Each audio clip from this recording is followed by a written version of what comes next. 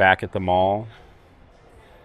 I have been meaning to do this unboxing for about 2 weeks. So I stuffed a bunch of stuff in my 97 Flood tote bag and I haven't looked back since. And as I was pulling my camera out, I noticed my wallet was in my bag. I'm like, oh, that's where it's been, because it has like all my physical cards, my ID, but realistically, I never carry my wallet because I just use Apple Pay everywhere.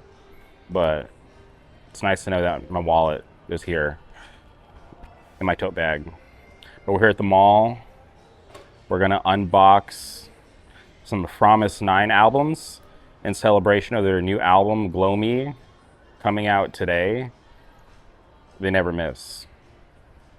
This is supposed to be the site of Unique, but this sign, Now Leasing, was not here the last time I was here.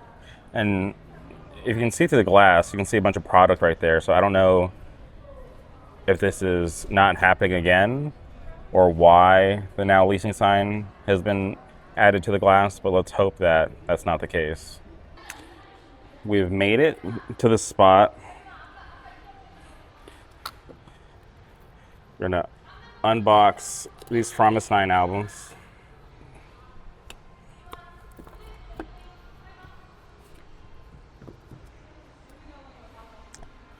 All right, we made it to the spot. We're gonna unbox these Promise 9 albums. Normally, I would have a coffee from the greatest coffee shop on planet Earth, which is on the other side of that wall right there.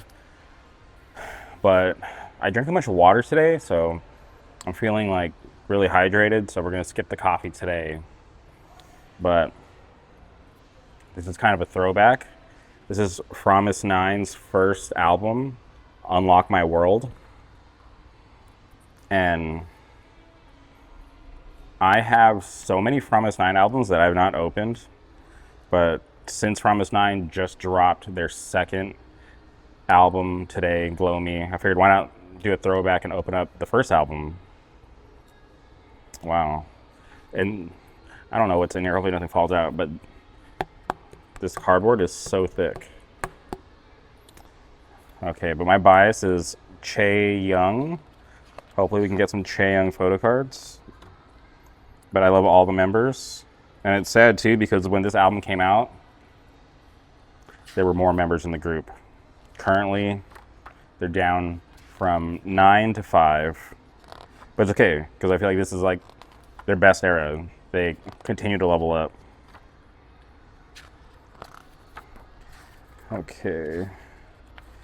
Okay, wow, there's a bunch of goodies in here. There's a couple photo cards. Let's try not to spoil it. We'll save that for later. It's like a thick poster board. Okay. Where? Oh my god. There she is. Lee Chaeyoung.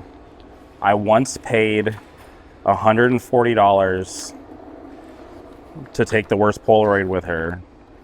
Like, she's an angel, but the lighting conditions were terrible. The Polaroid, I fear, was low quality. It's embarrassing. When I got it, I couldn't even pretend to be happy because I was just so irritated. Like, wow, that was not worth $140. Okay, that was the photo book. Here's a little fold-out poster. Lyric sheet on the back.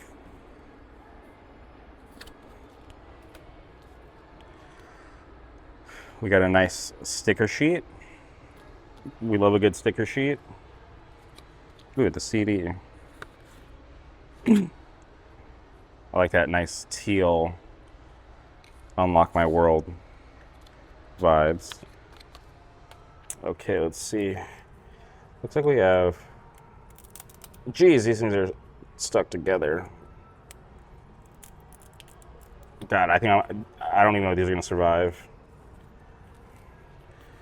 Okay, there's some cards, a QR code. Okay, this is like a I don't know. I don't know if that's a photo card. Yeah, but these photo cards are like stuck together. I've never had this happen before. Okay, we got them unstuck. Okay, comes with 2 photo cards. All right, 3, 2, 1. Okay, 3, 2, 1. Okay.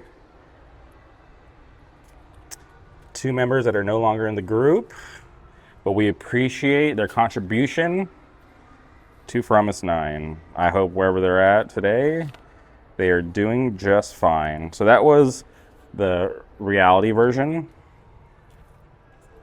We also have the imagined version, which, geez, time goes by so fast.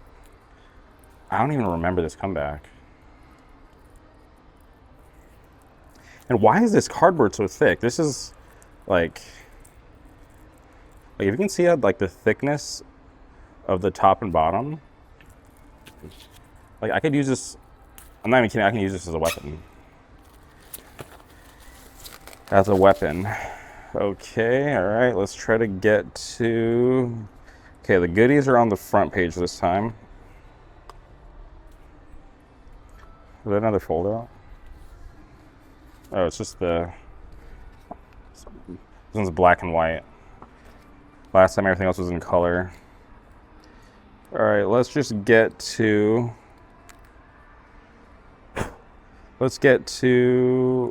Chaeyoung. Let's just get straight to the business. Wow. She can do it all. Like, she's amazing. Okay, enough of the photo book. Let's get to the good stuff. We have another fold-out poster, same as the last one, but black and gray. Lyric sheet on the back. Okay. Sticker sheet. All right, the last CD was teal. Ooh. We have white this time. We have white. Okay, we have more QR codes. So we have 2 photo cards and we have this like mock photo card. Okay. G1. Still Promise 9 soldier, but okay. 2 photo cards. Can we get a Lee Chaeyoung? 3, 2, 1. Let's see. Nope. And then the last one, 3, 2, 1. No. But shout out G1. Promise 9 is, if I'm being honest, Promise 9, I know they had a lot of success with Supersonic, but I still think they haven't even tapped in to their full potential. Could be the most underrated group in K-pop. But when I first got into K-pop, I was a JYP soldier. All I listened to was everything on JYP. But once I kind of conquered that mountain, I was like, man, if JYP is this good, there has to be more good K-pop out there. And I stumbled across Promise 9, and they were that first group outside the JYP bubble that kind of let me know, like, yo, there's good K-pop outside of where you're at. Like, you should do some more exploring. So I was dying to see them for years, and I don't understand. Like, I can get, like, for a Korean K-pop group to tour the US, like, logistics is a big thing, but I feel like if you can figure out the logistics, get to America, that could do so much for your career. And, you know, Promise 9 had come to America before I got into K-pop. They went to KCON, but for the longest time, for years, I was like, man, if Promise 9 came, I'm there, like no questions asked. And They came, they did a tour, and it was like surreal getting to hear all the bops, getting to see My Bias. And I figured they'd turn around and want to do it again, but they haven't come back. We're coming towards the end of the K-pop calendar for 2026. Like Triple S just announced their concert for the end of November, which is really cool. But I'm also really curious on who they're going to send, because we're not getting OT24 in America. But I just hope whatever subunit they send, I could get at least some of my favorite members, which is highly likely because I like a lot of the members.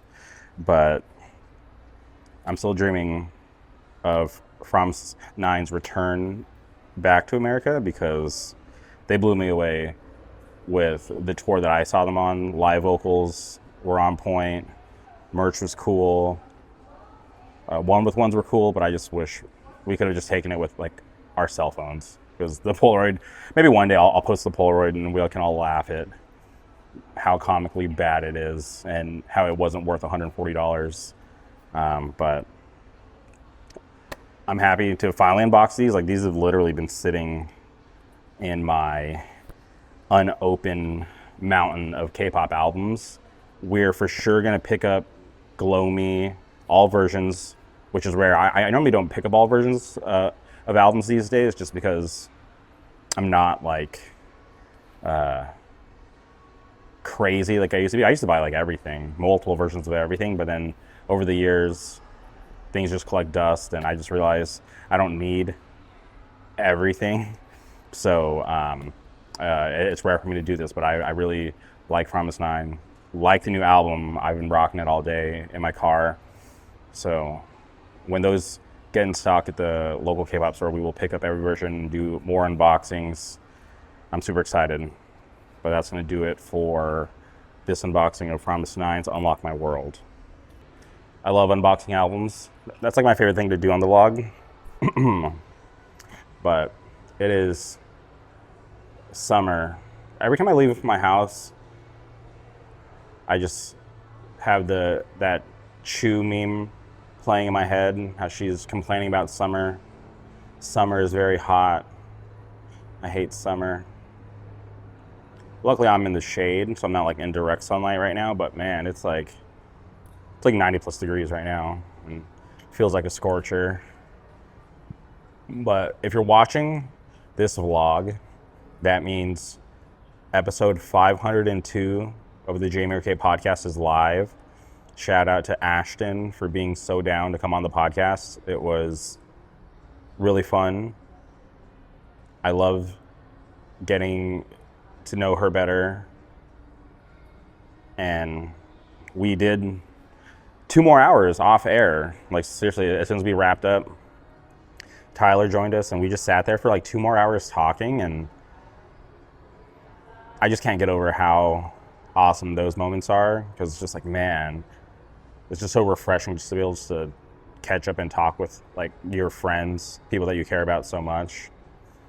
But even cooler, this weekend, I'm flying to Louisville to be at Tyler and Ashton's wedding. So as much fun as I had on the podcast, I'm so excited to be able to fly and spend time with them this weekend. I'm excited to see Louisville in the summer for the first time, because I've only been there when it's cold. So I'm excited for warm weather in Louisville. And I'm just so excited just to be around a bunch of friends. It's gonna be a good time. So many cool things happening. Like I mentioned earlier, Triple S announced their world tour. We're gonna hit the Dallas date, because Dallas is on a Saturday, so we're gonna fly out. We're gonna do a fly-in, fly-out for Dallas. And then LA is on a Wednesday. That's like the weirdest thing. Normally LA is on like a better day of the week, but for some reason LA landed on a Wednesday for this tour. But really curious on who's coming. We're gonna try to get as many one-with-ones as I can. But it's always a good time. I love that Triple S is hitting the States again. They didn't leave us high and dry like I thought they might have. Because last year we got 2 tours. This year we're only getting 1. But I'm happy at least we're getting 1, because some of my favorite groups still haven't even touched down in the US. So the fact that Triple S is still feeding us every year with a tour in the States, it's amazing. But I think about that tour, and by the time that tour happens, I will have already gone to Korea and come back for like my 6th time. Yeah, I feel like I'm just getting more and more excited the closer Korea gets. All I do now is I go home, I run my little digital comic book shop and comic book simulator, and then I've been watching people's vlogs from Seoul, which is like really interesting because I was watching a string of like tourists doing vlogs in Korea, but then I came across this lady who's a local in Seoul, and watching her vlogs just kind of blew my mind because I thought I knew Seoul pretty well because I've been there so many times, but this lady is just doing like very local things, like hitting places, hitting neighborhoods that I've never heard of. Like she went to this bakery, which is on after watching her vlog, I was like, yo, like I gotta go to this bakery. It was like this very like niche bakery where they just served a bunch of like focaccia bread, like, you know, just plain focaccia, sausage and broccoli focaccia. Just a really cool bakery. And I'm like, damn, that looks really good. I really want to try that. So it's on my list of things to do. So just tapping in with like her YouTube channel and just, like I said, just getting to see Seoul from like a local's perspective is really interesting, and just getting me way more excited because I like watching the tourists, like people like me, right, who go to Seoul. It's a lot of the same things, but when I watched this lady's vlogs, it was so cool. She's my new favorite channel. But if you're not subscribed to the podcast, please do yourself a favor, go boot up Spotify, Apple Music, click subscribe. If you're not subscribed to the YouTube channel, go over there, hit subscribe, click the like button. And if you're not following me on Instagram, that's the best way to kind of see me in real time. Go follow me there at xjamiex. The content is nonstop. We got more podcasts. We have more vlogs. And I'm excited to share it with all of you. Catch you guys in the next one.